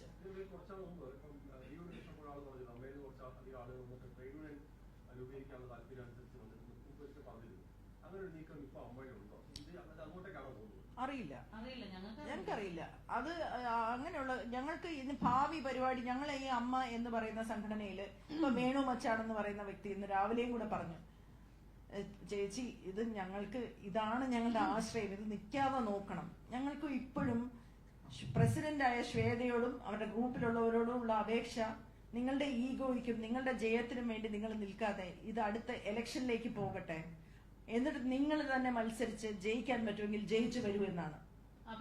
അപേക്ഷയാണ്. കൈനീട്ടം ഒരുപാട് സഞ്ജീവനി പദ്ധതി ഞങ്ങളുടെ വിഷയം അതാണ്. ഈ സംഘടന പ്രതിസന്ധിയിൽ കൊണ്ട് നിർത്തരുത്. ഞങ്ങളുടെ വിഷയം അതാണ്. ഞങ്ങളുടെ വിഷയം തൽക്കാലം ഈ തർക്കങ്ങൾ ഇവിടെ വെച്ച് നിർത്തിയിട്ട് ദയവ് ചെയ്ത് ഇലക്ഷനിലേക്ക് പോകൂ. അവിടെ നിങ്ങളുടെ തന്നെ പാനൽ മത്സരിച്ച് ജയിച്ചു വരും. വീണ്ടും അമ്മയിൽ ജയിക്കാൻ പ്രൂവ് ചെയ്യാമല്ലോ.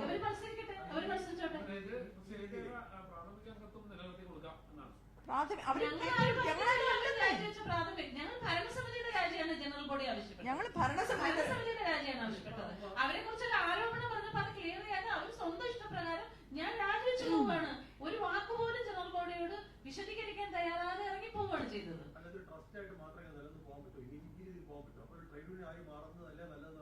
അല്ല, അതൊക്കെ മറ്റുള്ള എല്ലാവരും ജനറൽ ബോഡി എടുക്കേണ്ട തീരുമാനമാണ്. ഞങ്ങൾ 4 പേരും ജനറൽ ബോഡിയെ റെപ്രസെന്റ് ചെയ്ത് വന്നിരിക്കുന്ന ആൾക്കാരല്ല. ഞങ്ങൾ 4 പേരും കഴിഞ്ഞ ഭരണസമിതി ആക്രമിക്കപ്പെട്ട 4 സ്ത്രീകളാണ്. പലതരത്തിൽ ഞാനാണെങ്കിൽ CCTV വിഷ്വൽ മോട്ടിച്ചു കൊടുത്തെന്ന് ജനറൽ സെക്രട്ടറിയും പ്രസിഡന്റും കൂടെ പറയും. ശ്വേത മേനോനും കുക്കു പരമേശ്വരനും കൂടെ ഒരു ഓഡിയോ സംഭാഷണം അവരുടെ സ്ഥിരം തമാശയാണെന്നു പുല്ലിന് എനിക്ക് ഇത്രയും നിയമപരമായ പരിജ്ഞാനമൊന്നും ഇല്ല, വലിയ നോക്കൂ എന്താണ് പറയുന്നത്. CCTV വിഷ്വൽ ഞാൻ അമ്മ സെക്കൻഡിൽ നിന്ന് മോട്ടിച്ചു കൊടുക്കാൻ എനിക്ക് തലയ്ക്ക് സുഖമില്ലേ. എന്താ പറയുന്നത്, I gave it to Mala, she asked എന്ന്. എന്നിട്ട് പിറ്റേ ദിവസം പറഞ്ഞു അത് പേഴ്സണൽ ഫോണിലെ ഒരു മെസ്സേജാണ്. നമ്മുടെയൊക്കെ ഫോണിലെ പേഴ്സണൽ ഫോണിൽ നിന്ന് മെസ്സേജ് ലീക്ക് ആകുക എന്നല്ല, ഫോണിൽ നിന്ന് മെസ്സേജ് അയക്കുക എന്നാ പറയാ. ഭയങ്കര അടേജകരയാണ്.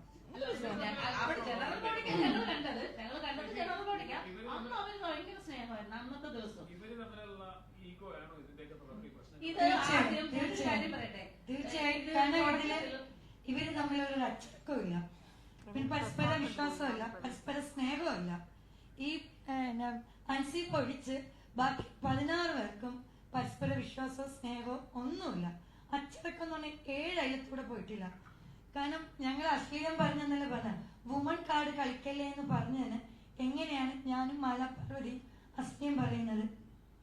ഞങ്ങൾ അത് പറഞ്ഞിരുന്നു. കളിക്കല്ലേ, കടക്ക് കാണിക്കേ വുമൺ കാർഡ് ഇവിടെ ജയിക്കാനാണ് അതൊക്കെ.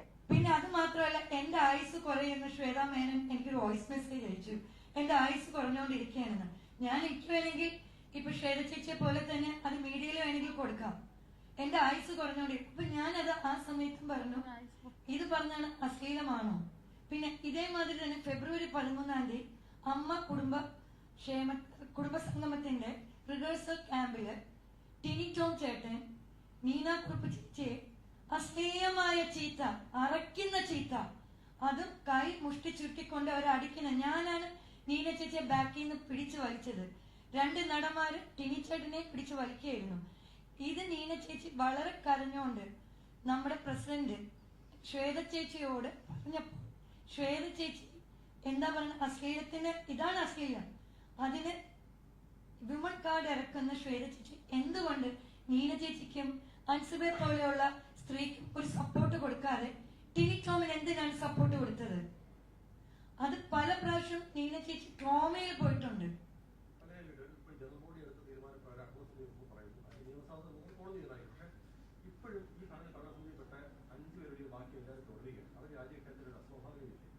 തീർച്ചയായും അല്ല, അത് അവർക്ക് കണക്കിൽ പ്രശ്നമുണ്ടെന്നേ. അവർക്ക് കണക്ക് എങ്ങനെയെങ്കിലും അത് റെഡിയാക്കിയിട്ടേ അവർക്ക് പോവാൻ പറ്റുള്ളൂ. അല്ല, ഞാൻ പറയുന്നത് അവരുടെ ആവശ്യം അതാണ്. ഞാൻ പറയുന്നത് കോടതി എന്ത് തീരുമാനം എടുക്കുന്നതെന്ന് എനിക്ക് എങ്ങനെ മുൻകൂട്ടി പ്രവചിക്കാൻ പറ്റും? അവർ കോടതിയിൽ എത്തിയിട്ടുണ്ടല്ലോ കാര്യങ്ങൾ. അതാ ഞാൻ പറഞ്ഞത്, അഡ്ഹോ കമ്മിറ്റി കണക്ക് കാണിക്കേണ്ട ആവശ്യമില്ല സുഹൃത്തെ, കണക്ക് കാണിക്കേണ്ട ആവശ്യമില്ല. അവരുടെ നോട്ടീസ് ഒക്കെ വായിക്കണമായിരുന്നു. അവരത് നോക്കേണ്ട കാര്യമില്ല. അതിന് മുൻപത്തെ ജനറൽ ബോഡിയിൽ പാസ്സായി പോയത് കണക്കുകളാണ്. അതേക്കുറിച്ച് അവര് ബേജാറാവേണ്ട ആവശ്യമില്ല. അവരിരുന്ന കാലത്തെ കണക്ക് മാത്രം അവർ ക്ലിയർ ആക്കിയാൽ മതി. നമ്മൾ ഓക്കെ, ഞാനൊരു 2 മിനിറ്റ് നമ്മൾ ഇത് വൈൻഡ് ചെയ്യണം. ഒന്നാമത് ഞങ്ങൾ 1 മണിക്കൂർ ഇത് എടുത്തിട്ടുള്ളൂ, പിന്നെ ആൻസറിലേക്ക് പോകണം. 10 മണി. മാത്രമല്ല എനിക്കൊരു കാര്യം കൂടെ പറയാനുണ്ട്. ഈ ഇവിടെ ചോദിച്ച ചോദ്യത്തിന് ഒരു ഉത്തരവാണ് നമ്മുടെ ശ്വേതാ മേനോനും കുക്കു പരമേശ്വരനും തമ്മിലുള്ള വിഷയം. തുടക്കം മുതൽ കുക്കു പരമേശ്വരനെ ശ്വേതാ മേനോൻ മെമ്മറി കാർഡിന്റെ ഒരു ഇഷ്യൂ നിലനിൽക്കുന്നുണ്ട്, അത് പറഞ്ഞ് ഭീഷണിപ്പെടുത്തുന്നുണ്ടായിരുന്നു എന്നുള്ളതാണ് എനിക്ക് മനസ്സിലാക്കാൻ കഴിഞ്ഞത്. അതുകൊണ്ട് കുക്കു പരമേശ്വരൻ ആ മെമ്മറി കാർഡിൽ നിന്ന് രക്ഷപ്പെടാൻ വേണ്ടിയിട്ട് ഒരു കള്ള റിപ്പോർട്ടാണ്, ഒരു കമ്മീഷനൊക്കെ ഉണ്ടാക്കിയിട്ട് ഞങ്ങളുടെയൊക്കെ മൊഴി എടുത്തിട്ട് ഒരു കള്ള റിപ്പോർട്ട്, മരിച്ചുപോയ ലളിത ചേച്ചിയുടെ പേരിൽ കുക്കുവിനെ രക്ഷിക്കാൻ വേണ്ടിയിട്ട് അങ്ങനെ ഒരു റിപ്പോർട്ട് ഉണ്ടാക്കി വെച്ചിട്ടുണ്ട്. ആ റിപ്പോർട്ട് ഉണ്ടാക്കി വെച്ചു കഴിഞ്ഞു, അത് റിപ്പോർട്ട് ആയതിനു ശേഷം പിന്നെ കുക്കു ഏകാധിപതിയായി എന്നുള്ളതാണ് എനിക്ക് മനസ്സിലാക്കാൻ പറ്റിയത്. അതിനുശേഷമാണ് ഇവർ തമ്മിലുള്ള പ്രശ്നങ്ങൾ തുടങ്ങിയിട്ടുള്ളത്.